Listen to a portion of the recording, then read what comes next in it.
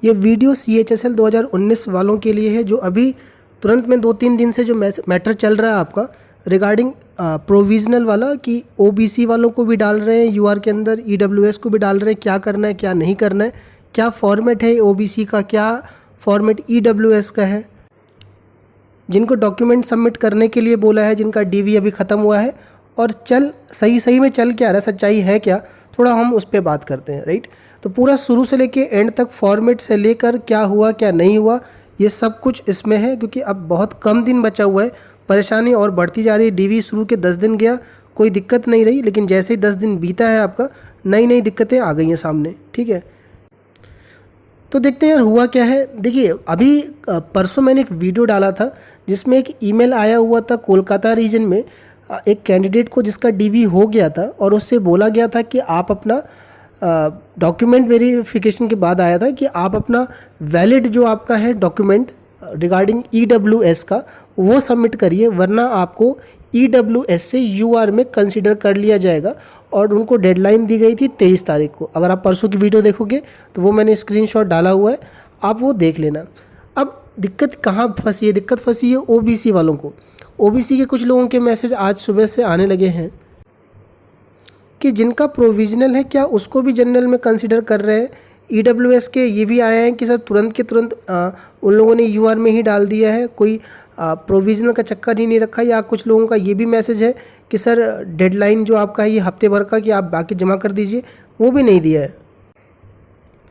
अब सवाल ये है कि जिनका DV हुआ है और जिसको बोला है खासकर EWS जिनका प्रोविजनल है कि आप अपना अगर सबमिट नहीं करते हो तो आप UR में कंसिडर कर लिए जाओगे। पहले मैं उनकी बात कर लेता हूँ, कोलकाता वाले रीजन का।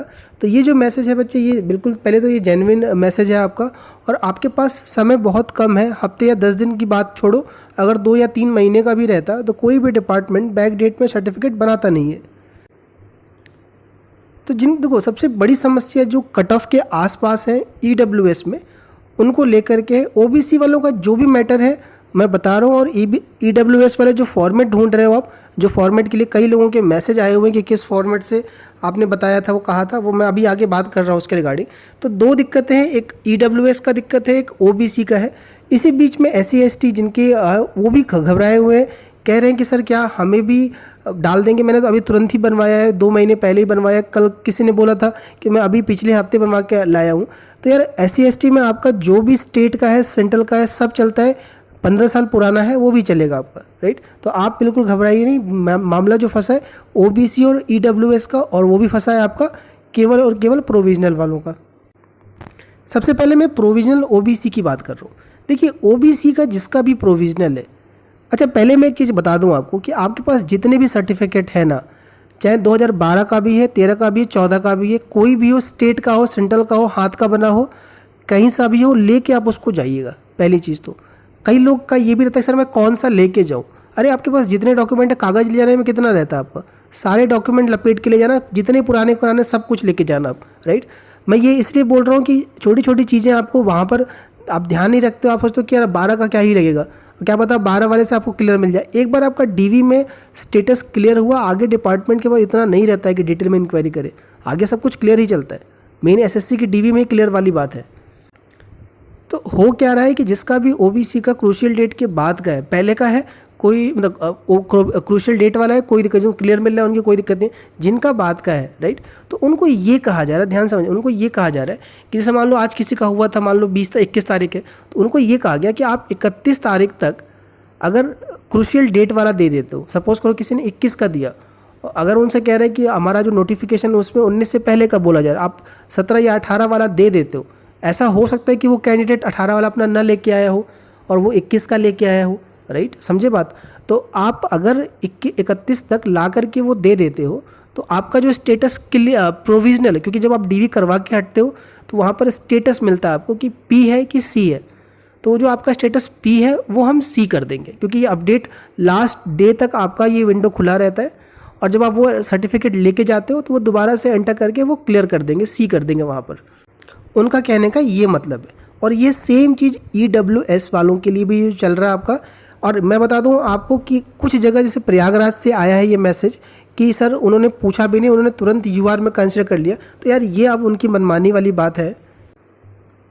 बाकी जो मेरे से जैसे सजेशन चल रहा है पोस्ट प्रेफरेंस का, पेड सर्विस में जो लोग बहुत सारे जुड़े हैं, जो लोग ऐसे भी कर रहे हैं, कांटेक्ट में मैसेज है, क्योंकि अब कल से मैं थोड़ा मैसेज देख रहा हूँ, बहुत सारे मैसेज आ गए हैं डीवी के रिव्यू के। लोगों ने एक्चुअली गलती हो गई कि लोगों ने टेलीग्राम पे रिव्यू भेजने चालू कर दिए। जिनका भी हो रखा है यार प्लीज़ यूट्यूब कमेंट में डालिए अपना रिव्यू, जो भी है जैसा भी है, सही रहा गलत रहा, किसी और के साथ क्या कुछ हुआ, ताकि पब्लिक लोग सब देखते रहे। टेलीग्राम पे लोग मुझे इनबॉक्स कर देते हैं तो मैं टाइम नहीं रहता, मैं देख नहीं पाता इतना।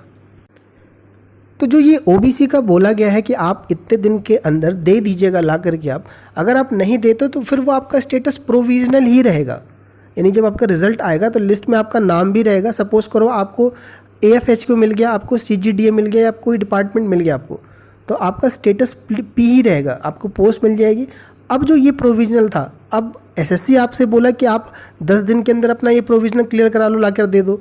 अगर आप नहीं कराते तो फिर आप डिपार्टमेंट के जिम्मे रहेगा कि अब डिपार्टमेंट को आपको क्लियर करके देना पड़ेगा कि ये जो स्टेटस आपका प्रोविजनल है वो क्लियर करना है। और डिपार्टमेंट फिर से वही कहता है कि आप उस बैक डेट का लेके आइए नोटिफिकेशन का। ये मैटर है आपका, बात समझ में आपको आई होगी। और वही जो डेट है आपका कि बस यही दिखाना होता है कि उस डेट के बीच में आप नॉन क्रीमी लेयर में थे या नहीं थे। आप 21-22 का लेके आए हो, कोई दिक्कत, बस आप अगर सिंपल पेपर पे भी लिखवा लाते हो, या सिंपल कोई एक फॉर्मेट है तहसील से, आप जहाँ से बनाया है आपने कि अगर ये इस बीच में ये पर्सन नॉन क्रीमी लेयर के अंदर था, इनकी इनकम इस रेंज में थी, तो डिपार्टमेंट आपका एक्सेप्ट करके आगे बढ़ा देता है काम। अब सवाल ये उठता है कि यार वो फॉर्मेट क्या है और क्या अगर नहीं देते हैं तो क्या होता है। मैं ओबीसी का बता रहा हूँ। तो ये जो ओबीसी का जो आ रहा है कि तुरंत ओबीसी को तुरंत यूआर कंसिडर कर दे रहे हैं, इसको आप दिमाग से हटा दीजिए, राइट। ये जितने भी रीजन से हैं बस हुआ यही है कि आपको जो टाइम दिया गया है इसका मतलब ये है कि आप अभी स्टेटस अपना क्लियर करवा सकते हैं, वरना अब आपके डिपार्टमेंट के हाथ में रहेगा, डिपार्टमेंट कराएगा। ये जो है ये एक सैंपल दिया गया था जब 2018 का CHSL का चल रहा था या MTS का चल रहा था, उस टाइम पर बोला गया कि आप ये फॉर्मेट ले करके जहाँ से भी आपका वो अथॉरिटी है जो इशू करता है डॉक्यूमेंट, उससे आप ये लिखवा कर भरवा करके अंडरटेकिंग दिलवा देंगे, तो उससे क्या हुआ कि डिपार्टमेंट काम आगे बढ़ा सकता है, राइट। ये OBC के लिए था, ठीक है। मैंने आपको बताया है कि जो लोग दे पाए नहीं दे पाए, तो लोगों का अटका रहा, राइट। और मैंने आपको बताया था कि अटका था, सबसे ज़्यादा जो अटका था वो CHSL और MTS का मामला उठा था, राइट। और आपको पता होना चाहिए कि सबसे ज़्यादा डिफेंस में भी था, और बाकी ऑलमोस्ट कुछ डिपार्टमेंट थे जिन्होंने किया था और ऑलमोस्ट ने ज्वाइनिंग दे दी थी प्रोविजनल वालों को। MTS में काफ़ी जो EWS के कैंडिडेट थे, काफ़ी कैंडिडेट रोके गए थे, लंबे समय के लोग रोके गए थे।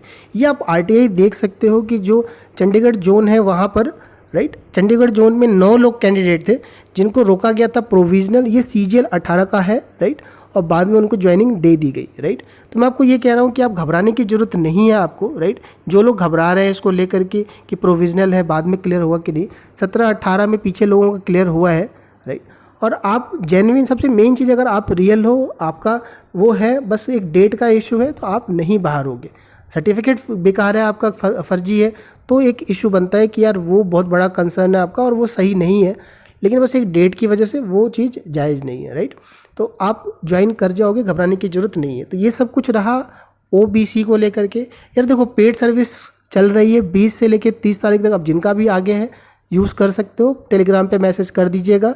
बीच में मैंने रोक रखी थी, मैसेज ज़्यादा था आपका और इस वजह से नहीं कर पा रहा था। यूट्यूब कमेंट पे मैसेज करते रहिए, कोई डाउट है तो, बहुत ज़्यादा डाउट है तभी लेने की ज़रूरत है, वरना ऐसे कोई खास ज़रूरत नहीं है। अब देखो मैं आ रहा हूँ EWS के ऊपर।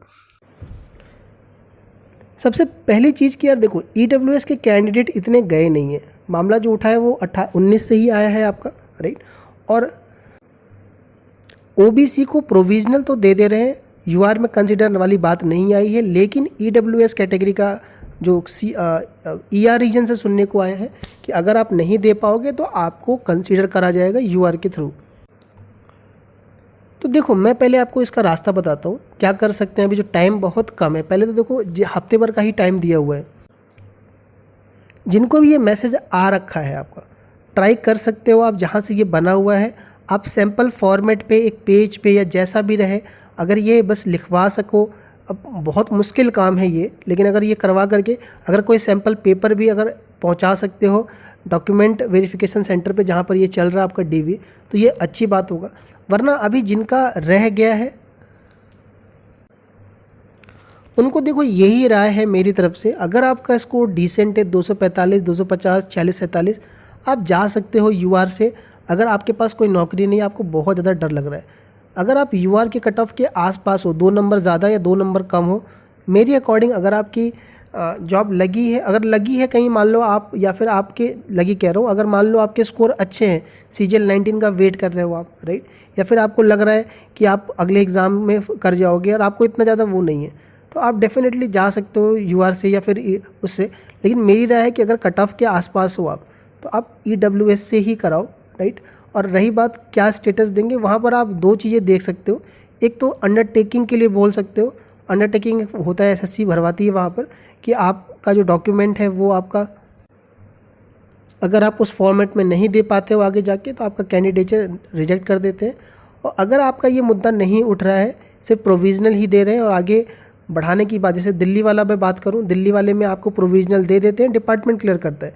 कोलकाता से ही बस सुनने को ऐसा आया है, राइट।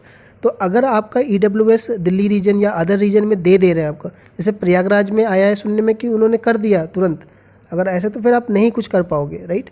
अगर हफ्ते भर का टाइम दे रहे हैं, 10 दिन का, तो ट्राई मार के देख लीजिए आप। अगर बाकी अगर हम बात करें कि प्रोविज़नल दे रहे हैं, अब यार सवाल ये उठता है कि यार ऐसा कैसे पॉसिबल है कि कुछ स्टेट कुछ रीजन दे रहे, तो यार ये रीजन टू रीजन वेरी करता है। मैं आपको बता दूं, CGL 18 वाले DV में कुछ रीजन ने कुछ ऐसी चीज़ें करी थी, जैसे मैं एक एग्जांपल देता हूं कि एज रिलैक्सेशन का दिल्ली रीजन में आप जाते हो, तो वो आपका अगर आपने फॉर्म भरते वक्त नहीं लिया है, आपको दे देते हैं, आपके अपडेट हो जाते हैं। लेकिन वहीं हम बात करें, एक कैंडिडेट थे जिन्होंने सेंट्रल रीजन वहाँ से बेंगलोर रीजन से भरा था, और उन्होंने चेंज बस ये ऑप्ट नहीं करा था एज रिलैक्सेशन, और वो उसके लिए एलिजिबल थे, लेकिन उनका चेंज नहीं किया गया, और जो होम पोस्टिंग के लिए उन्होंने एकदम इतनी मेहनत करी थी, वो पोस्ट नहीं भर पाए वो, राइट। तो ये छोटी छोटी चीज़ें हैं जो ये रहता है, रीजनल लेवल पे रहती है आपकी, तो आप ले सकते हैं। और अगर कोई ईमेल आता है प्रोविजनल लेने के बाद, जैसे दिल्ली रीजन में हो, भीड़ यहीं की है, तब आप भाग दौड़ कर सकते हो। अगर ईमेल नहीं आता है तो आपको टेंशन लेने की ज़रूरत नहीं है, आपका स्टेटस प्रोविजनल है, लिस्ट में नाम रहेगा आपका। फिर उसके बाद आपको कम से कम 8 महीने का 7 महीने का समय बीच में मिलेगा, आप आराम से सोच लीजिएगा। क्योंकि वैसे भी अगर आप यूआर में शिफ्ट करा लेते हो, चेंज करा लेते हो, सिलेक्शन वैसे भी नहीं होगा आपका, राइट। अगर कट ऑफ के आसपास में, रिस्क फैक्टर बहुत ज़्यादा है आपका, मिलता भी है तो PA मिलेगा, साउथ मिलेगा, चेन्नई केरल मिलेगा, तो आप एक बार जा सकते हो। फॉर्मेट की हम बात करते हैं, बड़े मैसेज आए हैं कि सर EWS का फॉर्मेट क्या है, क्या कर ले। देखो ये जो फॉर्मेट था, ये MTS में क्या हुआ कि जब लोगों का प्रोविजनल आया, राइट, तो उनको एक फॉर्मेट दिया, किसने, अपने अपने डिपार्टमेंट ने अलग अलग, इनकम टैक्स डिपार्टमेंट है, CAG है, सब ने अपना अलग अलग दिया। पहले तो उनको रोक के रखा, जिनकी क्लियर स्टेटस थी उनको तुरंत ज्वाइनिंग दिला दिया, जिनकी वो थी स्टेटस प्रोविजनल उनको रोका रहा। बाद में एक फॉर्मेट दिया गया कि आप इसको ले करके इस पर अगर आप ये मेंशन करवा देते हैं कि इस टाइम पर आपका इनकम इतना था, तो आपको ज्वाइनिंग दे दी जाएगी। तो अगर आप वो फॉर्मेट अभी लेकर के बनवाने की, तो उसका कोई रास्ता नहीं निकल के आएगा। आपके पास जो फॉर्मेट है वही रखे रहिए आप, आपके स्टेट का फॉर्मेट जो है वही चलेगा आपका ना। उसमें जो लिखा हुआ है वैलिड ईयर, वो अगर क्रूशियल डेट के बाद का है तो वही मैटर फंसेगा आपका। और अब सवाल ये उठता है कि नहीं चेंज करेंगे, तहसील वाले और सरकारी काम बैक डेट में नहीं होता है, तो अब हम क्या करेंगे, क्योंकि फिर उसके बाद तो फिर रिजेक्ट। तो मैं फिर बोल रहा हूँ आपको कि आपके पास वैसे भी यूआर से जाके सिलेक्शन तो होना नहीं है, तो आप एक बार चले जाओ प्रोविजनल के थ्रू। और जैसा MTS में देखा गया कि बाद में लोगों को दे दी गई ज्वाइनिंग, राइट।